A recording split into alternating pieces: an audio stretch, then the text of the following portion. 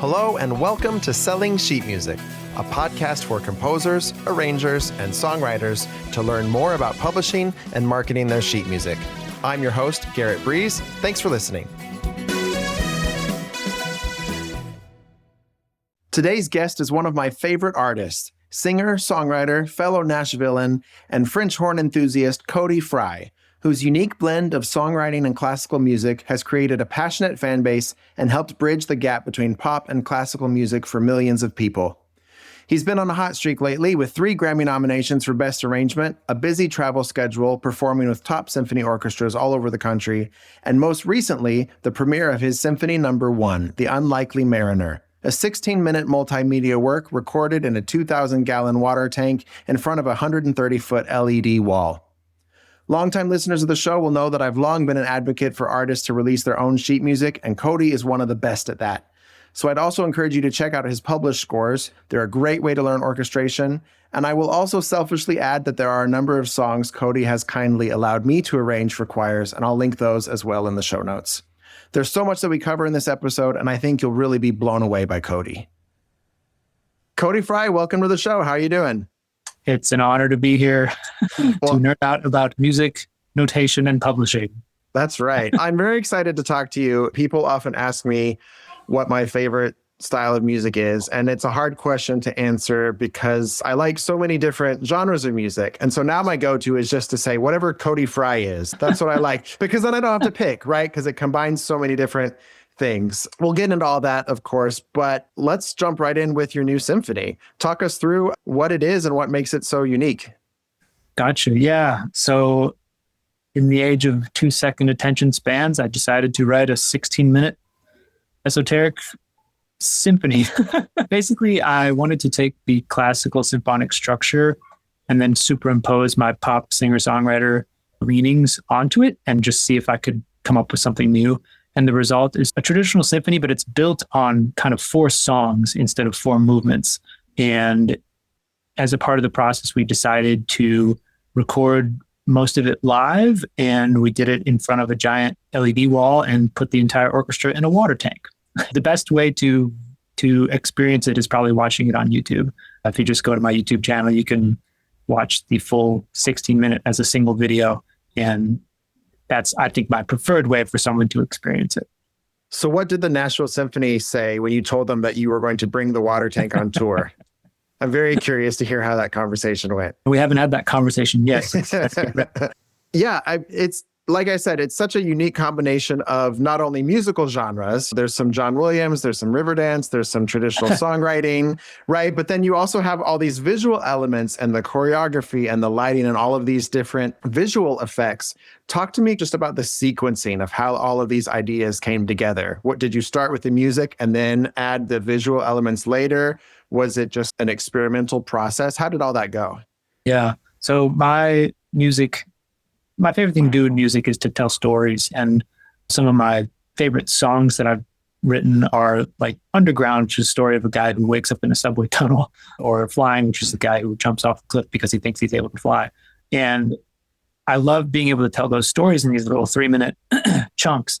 But I thought, what if I gave myself a little more runway there?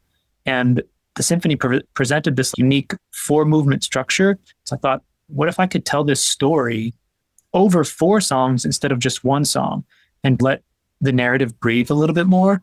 And I think that was what was really exciting. Like everything, it always starts with the music for me. So I wanted to tell this story through the music with the orchestra.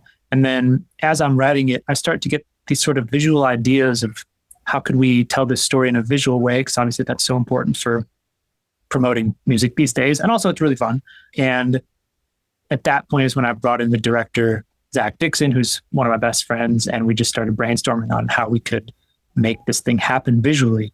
And the visuals are all structured around how can we further enhance the storytelling of the music.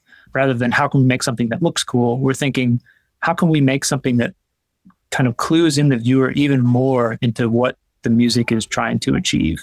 And that's where it all began. So you never really know what people are going through, but from what I can gather, you have a happy home life. So what inspired you to write a 16-minute work about a young man abandoning everything to try and escape his trauma? Gosh, I don't know. People ask me this sometime, and I really don't have a satisfactory answer. The truth is, I've always just liked writing kind of angsty, sad songs. And a lot of my songs are ripped from my own life. And that, I think, is what a lot of great songwriters do. But I think the best songwriters are able to fictionalize. And my favorite books are not personal stories, they're fiction books. And so I really wanted to try my hand at something that was a little bit more fictionalized for this. Obviously, the emotions and the emotional impact is something that comes from my life, but obviously I've never sailed across the ocean. In fact, I hate boats. So as a songwriter, is your approach drastically different if you're writing a song about yourself versus telling a story? I don't think so. I think all songs are telling stories, and being a good storyteller, I think, is one of the most important things about being a songwriter. It's just a matter of structuring the song in a way that feels like it's bringing the listener along with you and keeping them interested and entertained and excited about, okay, what's going to happen next? And that's what I'm trying to do.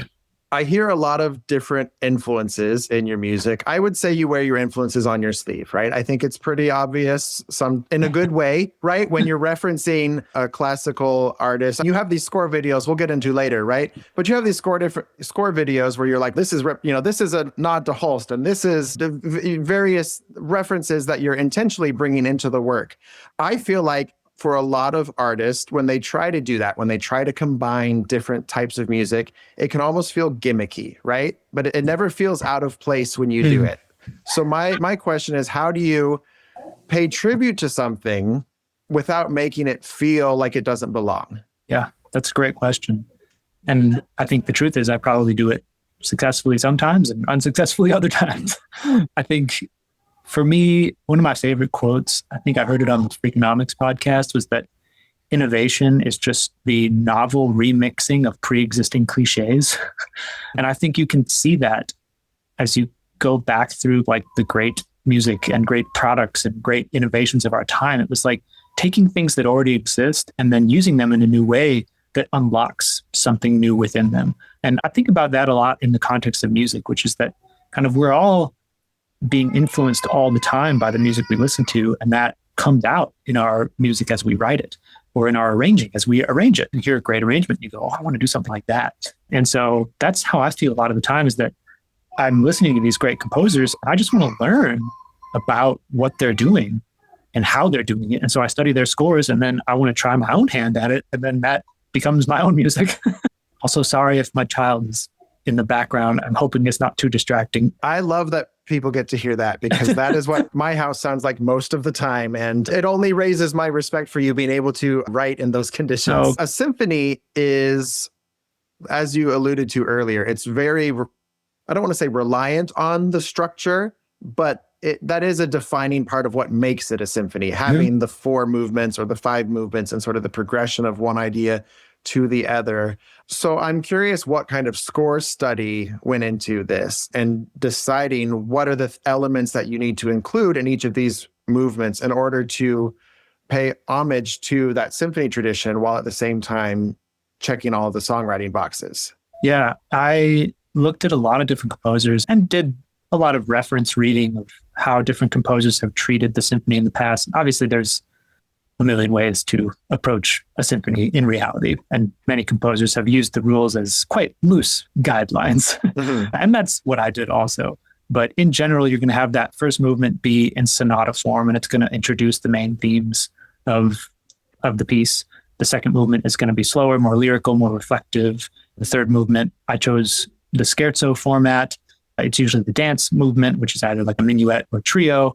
And then the fourth movement is generally a finale that brings the whole thing to an exciting conclusion and can be in rondo form or whatever. So I looked at some of the different forms and the general conventions of the symphony and tried my best to superimpose that onto the songs. And actually, I have a score companion that you can get on my website where I go into more depth on what those forms actually look like in terms of a map onto the songs as they exist and how kind of it relates to symphonies in the past. So if you're more interested in that sort of thing, it's probably more eloquently spoken or written in these score companions. I also think you got to watch it on YouTube with the captions on. I'm sure you were behind that. I'm so used to the YouTube captions being wrong that when it started throwing Lydian and Mixolydian and all these terms at me. I'm like, holy crap, this is the most informative YouTube caption I've ever seen in my life. Because you narrate the instrumental sections of here's the French horns with this theme. And like, I've never seen that in a YouTube video before. I did get my hands into the captions myself and put in a few little Easter eggs. Yeah. Quite fun. I watch everything with captions because I'm an old person, but I love when the captions have little jokes for the watcher. So speaking of Easter eggs, I also hear references throughout the symphony to other songs that you've written. I know you do everything intentionally. So my question is, are these just for the fans, or do all of your songs exist in the Cody Fry cinematic universe and they all get to interact behind the scenes? Is the guy from Underground like watching this guy go out to the sea, the flying guy? Are they all friends? Do they get to hang out? How does this work? I think I shouldn't speak too much into that. I'll let my fans dissect how that all goes. So you do read the YouTube comments. I do read the YouTube comment. And yes, there are themes from pre-existing work in this new work. And I've tried to keep a rough semblance of motifs that I keep track of through my music over the years, while also allowing myself to come up with whatever new stuff I want to. But yeah, at some point we were going to create like a Cody Fry cinematic universe around these characters that were in the music videos for Photograph and I Hear a Symphony. But it's just too complicated to keep up with all that stuff. So I just keep it in the music.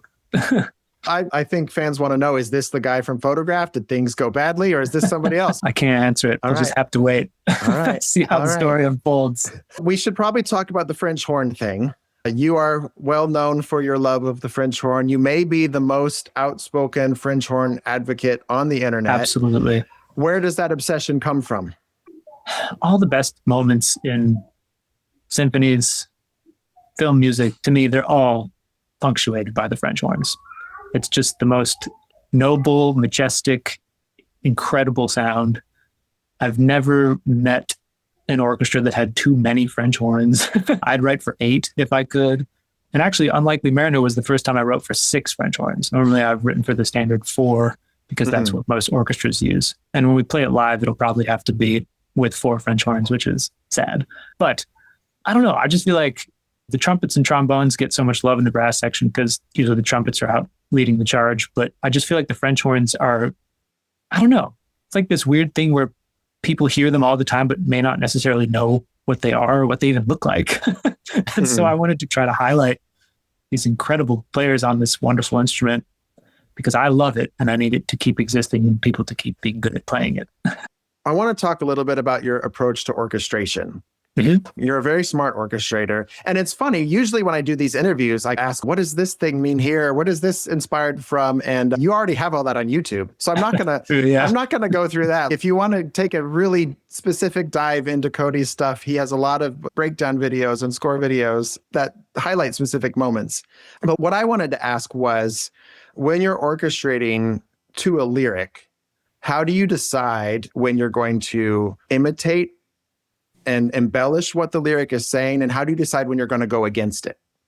That's a good question. I think in general, my approach to production, and not even just orchestration, but production generally, is to ask the song what it wants to be and then don't fight that.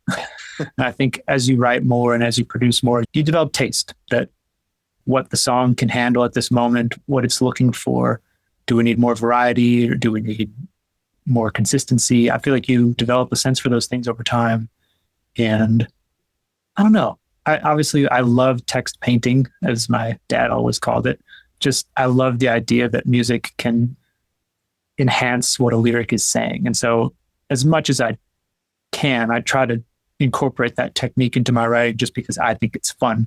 And I think, I don't know, I've always felt that you should treat listeners as if they're smart because they are. Yeah. And I think, text painting and leaving those things for people to find as they listen, I think it's that mindset. It's treating people as if they're going to find those things and think that they're cool. It's just like the genre melding thing. If you do too much of it, it becomes hokey, but picking and choosing those moments, it's a hard thing for composers to do. I think for most composers, the tendency is to over compose or over orchestrate. And so what has been the most helpful for you to develop that sense of, as you said, what the song wants, what the song can take? Is it from listening? Is it from score study? Is it from trial and error? I know the answer is different for everyone, but for you, what do you think has been the most helpful? I think it's everything you just said. Score study, listening, trial and error. I've been doing this a long time. Obviously, I had a father who was a musician and is still a musician and is an incredible orchestrator. So it's like winning the lottery as a kid. So I just got to be around it a lot, hear him talk about it. And I was exposed to a lot of that music at a young age, which was just extraordinary.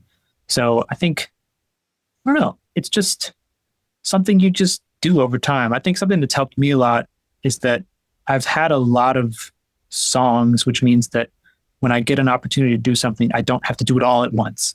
I think when I was starting out, it was like, I just wanted to show people, look at all this stuff I can do, instead of asking the song what it wanted to be and then doing that, because I was afraid that this is my one shot to try this thing out or have a big string section or whatever. Whereas now I know that the next song I do is not the last song I'll do. And so I see more runway, and that kind of mindset allows me to be less, what's the word I'm looking for? What's the word for when something is scarce? Yeah. I don't have a scarcity mindset around like how much I need to put into one song in order to prove to whoever that I can do it. So one of the last lines of the symphony is, when I close my eyes to sleep, I want my last thought to be you in that blanket singing softly to the sea. I want to know, what type of blanket are we talking about here? And when are you going to add it to the merch store? That's true. We need a custom blanket. I always imagined it to be a quilt or something. Right. But there's other meanings of a blanket of roses or a blanket of fog. There's lots of imagery surrounding a blanket that can slot into that moment.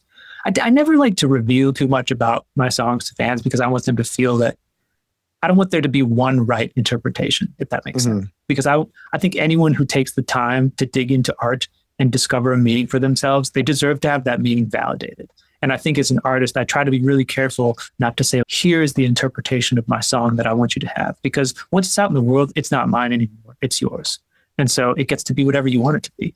And obviously, I try to put as much meaning as I can in the lyrics, but like how people take that and experience it, that's their own business. Let's shift gears and talk about some of the covers that you've done. I think when you were nominated for the Grammy Award, that was the first time a lot of people learned that a Grammy Award for arranging exists. But you've been nominated 3 times now. You have a cover of Eleanor Rigby, The Sound of Silence, and A Wonderful World. How does that all work? How do you get nominated? How does the voting go? What is the behind the scenes of that whole process? That's a huge moment as an artist to be Grammy nominated, and you've done it 3 times in a row now. So just walk us through what that has been like. Yeah, I was pretty stunned, to be honest, especially the first time. And actually the second 2 times. Because when Eleanor Rigby got nominated, it was a massively viral track that was doing hundreds of thousands of streams per day. And like, it felt, okay, if I was ever going to get nominated for a Grammy, it would probably be for something like this that's got a ton of cultural capital right now. And yeah, it was the other 2 that really shocked me, that because they're not my most streamed songs or anything. But I think in the particular case of the Grammy for Best Arrangement, I don't really know. But basically, like most awards, the Grammys are just like a popularity contest. It's almost like you just have to know a lot of people that are Grammy voters, because it's not like the general public can vote on the Grammys. And so I think that's why you see this in a relative sense, but lesser known artists like John Baptiste or whoever walk away with 10 Grammys, because he's lesser known on the scale of Taylor Swift or whatever, but among Grammy voters, he's just like beloved because of the music he makes and the person that he is. And so I think in a specific case of the Grammys, it's really just like, you have to be like the type of artist that a Grammy voter likes. That makes sense. Yeah. So I don't really know much about how the process works behind the scenes, but I was just honored to get a couple nominations. That's wild. Do you have a group chat with the other nominees now? Are you in? I wish. They're all amazing. No, I know the guy from the 8-Bit Big Band, and we keep in touch every now and then, but I don't think I've really been nominated alongside anyone else that I knew personally. Some amazing arrangers, though. Yeah. All 3 of those songs are extremely popular, well-known tunes that have been covered and arranged thousands of times. So how do you approach a song like that? You talked before about what does a song need? When a song like Sound of Silence has been recorded 1,000 times, how do you figure out what it needs? Yeah, I don't know. I think you'll notice that a lot of the covers I choose are like massively popular songbook staples because I think those songs stick around because they can handle so much interpretation. Obviously, like with Eleanor Rigby or whatever, I'm not going to do better than what the Beatles did. You can't. But I can do something different. I could do something that has my spin on it. And I think that's the fun of the orchestra, is that I do think the orchestra is such a powerful organism, a powerful musical organism, that you can bring new meaning to things in a song through it, especially because there's so much reference. Film composing and all of this stuff, when you enter that world into these songs, it brings a whole new meaning to them. And that's been fun for me to discover. I've always loved these songs. And so the opportunity to put my own spin on them was too enticing to pass up. And I like it as a palate cleanser between writing original things. Yeah, I don't know. I feel like it's just a fun, approachable way for people to experience the orchestra because they know the song. And so they can they have something to grab onto, which I like. So there's a lot of terms in music that get thrown around interchangeably, right? Or that are obviously different roles, but have similar functions. Arranger, orchestrator, composer, songwriter, like lyrics, like all these different things. So when you're arranging something versus composing or songwriting, is the approach different because you already have the material? Or maybe because you're performing it as an artist, you're singing it, do you have to go through that same sort of like, how am I going to sing this? And then how am I going to orchestrate it? I'm just very interested in the creative process.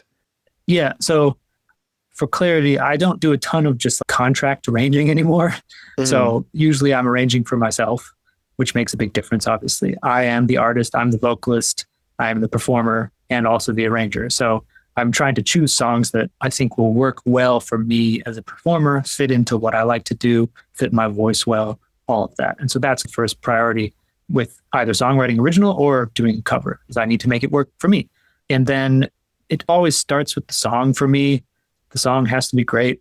It doesn't matter how great your orchestration is. If the song's not very good, it's just not going to be very good. And obviously it's a very Nashville thing to say, but it is true. So when I'm writing for myself original songs, I try to keep away from the computer, keep away from the score pad until I feel really good about the bones of the song. And that's when I start asking the song what it wants to be and applying just general orchestration techniques to it. Sometimes I'll write a song that has a really specific orchestral thing that I want to do, and I'll know that from the beginning. But in general, I'm just trying to write a good song.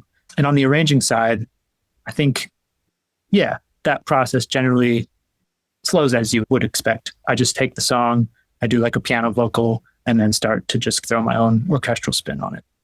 What is your take on composing in a DAW versus composing in notation software? I think the truth is you should compose in whatever way gets the music out. If that's easier for you with pen and pencil or whatever, do that. If that's easier for you on the DAW, do that. I think process is very personal. And I think the DAW can be quite helpful because it's like getting an instant preview of what it would sound like if you performed it with real people. But there's also something to the idea of imagining what it will sound like without hearing the kind of instant, somewhat plastic feedback of a computerized instrument. So I don't know. I see pros and cons to both.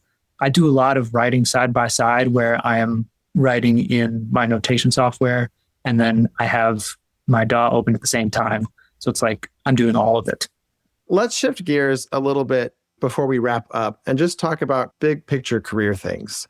I'm very curious to hear your take on managing the risk reward of music. You've got a lot of experience. You were with a label. Now you're not with a label. You've done these large orchestral things that require a lot of upfront money. And I'm just curious how you approach the art and the business and how that affects your decision making. Yeah. Like you've said, I've moved forward with that in a lot of different ways. I was on a major for a second. I ultimately left because that's its own podcast episode, but I enjoy being independent. I like the idea of controlling my own fate.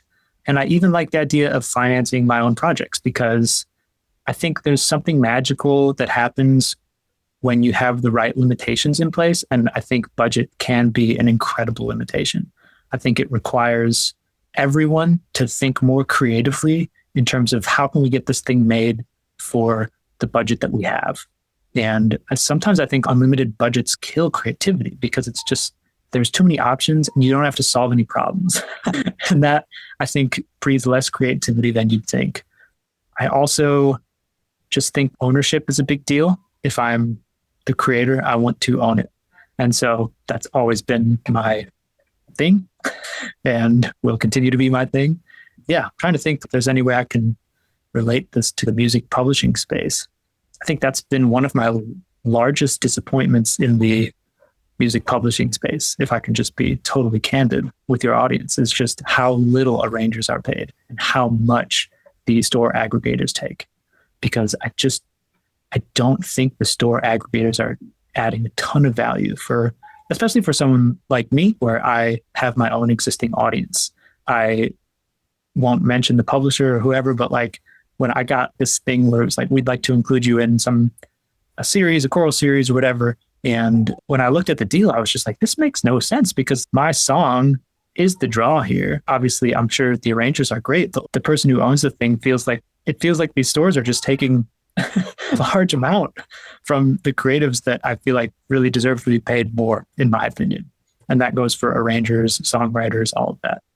So I think this is a good segue. I feel like in the world of music, you can divide everybody into three camps. You have the classical music world over here. You have the professional music industry, the songwriters, the publishers, that side of things. And then you have music education, all of the school music programs and university programs. And I feel like these three different worlds don't really understand what the other's doing. I feel like there's a lot of separation between them. Sometimes it's self-imposed, just stylistic. Sometimes it's just a lack of awareness. I don't know. But I feel like there is a disconnect between these three major centers of music making. And I feel like you're somebody who crosses a lot of those barriers because you know how to talk to the professional symphonies, but you also know how to talk to the songwriters and you know how to talk to the students. So as someone who crosses a lot of these, call it ideological barriers, stylistic, professional barriers, what do you think the key is to getting these different parts of the music industry to understand one another? Yeah, I don't know. Obviously, like you said, I sit at the middle of all of that and I just try to feed all of those different people what they need. And I don't know, I can take it on the educational side in particular. I don't know, because it just feels like things have become too professionalized in education. If a professor or a teacher emails me and says, we'd like to use your song for whatever, what do you charge? I'm like, I don't charge anything. You're a school. Teach the music to the children. More French horns now. You know what I mean? I'm just like, why am I trying to take money from an elementary school? That's not what I'm here to do. It's an honor to have my music sung by children or whatever. And to be a part of music education feels just so special. And obviously I know there are music education companies that are built to create resources and provide materials, and that stuff is all really valuable. But in terms of getting a license to just sing my song at your concert or something, I'm like, come on, we don't need to be doing that. That's crazy to me. Yeah. If you want to record it or something, obviously that's different, but that's got its own set of things where it'll be fine. I just feel like on the education front in particular, I just wish it didn't feel so like we have to get the right legal licenses and stuff. I'm just like, man, just go for it. Because no offense, that's what I did when I was in high school. I used to arrange songs all the time. I never sought permission to do that. Obviously, I was 15 or whatever, so I wouldn't have even known how to do that. But that was so invaluable for me. I remember arranging 35 of the most popular tunes when I was in high school for the pep band or whatever. And I just couldn't imagine trying to do that now. It feels like someone would be like, you got to get this license and that license. And oh man, I just want that kid to have that educational experience. That's all I care about. Yeah. But I think the reason for that is the lack of understanding, right? If music publishers are being asked to provide permission for something that they don't understand, I think the default reaction is just to say no, to play it safe, right? And I think the opposite's true too. I think some schools don't understand that there is a whole process in place to get songwriters paid. And you can take it to the other extremes too. what would you say the reaction to your music? I know this is super hard to answer, but I'm going to ask it anyway. Do you feel like you get the same reaction to your music from different kinds of musicians? Or does it kind of depend on who you're talking to? Does everyone get it? I don't know. That's such a stupid question, but no, I'd like to think that there's something for everyone to get in my music. I think even if you're not a musician at all, that's my hope. The reason I'm asking is because I feel like in the music industry, they, being the industry, really likes to put you in a box as a composer and say, you do this type of thing, and that's what you're known for, and we're going to market you as this, and everyone understands what this is, and so it will make money. But I feel like for someone like yourself, you push against that because you have all sorts of different influences in your music. So I guess, how important do you think those labels ought to be? Yeah. Is it something you're consciously fighting against, or is it something that just happens and you just do whatever you want? Because I don't know. I feel like, especially early career, that stuff can be limiting. If you're known for a certain type of music and then you try to branch out into something else, you get kind of shut down. Yeah. I think I have two parts of an answer for that. This is one of the other reasons why I like to be independent, is because I get to define the box for myself. And so obviously I just get bored very easily. So I just can't do the same thing over and over too much, or I just feels like banging my head against a wall. And so on that sense, it's like, I like to be in control of my own destiny and be able to make whatever creative moves that I want to make. On the other hand, I do think there is some value in having a identifiable brand that's associated with something specific. Obviously, you brought up French horns. It's just like that has become my calling card. And you could look at that as a box, right? It's, oh yeah, you're boxed in to be the French horn guy. And no, I'm privileged to be the French horn guy. I made something that is, I've made something that is well, you've made your own box. Yeah, I got to make the boxes. I think probably the value part here, which is that I built a box that I enjoy sitting inside. Let's end with this question, because you've been more than generous with your time. What would your advice to artists be that want to try something new but don't know how? Oh gosh, I don't know. You can learn anything on YouTube, that's for certain. So if you don't know how to do it, someone will teach you on YouTube. I think my standard answer on this is the job of the artist is to know themselves. And I think most artists should start there. What about you is unique? What about your context is unique? What things about life have you experienced that make you unique? And how can you look inward to discover these things that you have a unique perspective on? And then how can you apply that perspective to something new? And I think that's what all the great artists do, is they figure out who they are, what makes them unique, what their point of view is, and then they learn how to express that. And so I think if any artist is attempting to do that, that's the path towards success for me. Yeah. That's a great note to end on. Where can our listeners find you? Oh, I don't know. People are better at the internet than I am. Just search Cody Fry. It somewhere out there. Shouldn't be hard at this point. Yeah. Yeah. Definitely go watch Unlikely Mariner on YouTube. I think it's absolutely really fun. Thank you for coming on the show, and congrats on the Symphony. I'm honored, Garrett. Thanks for having me. Thank you for listening to another episode of Selling Sheet Music. If you like the show, please rate and review it wherever you listen to podcasts. You can read episode transcripts and get caught up on past episodes at sellingsheetmusic.com, and you can find my music at garrettbreeze.com. Selling Sheet Music is written, produced, and hosted by me, Garrett Breeze. Post-production for this episode was done by Brandon Haney, and our theme music was written by myself and David Dykstra. I'll see you next week. Go write something.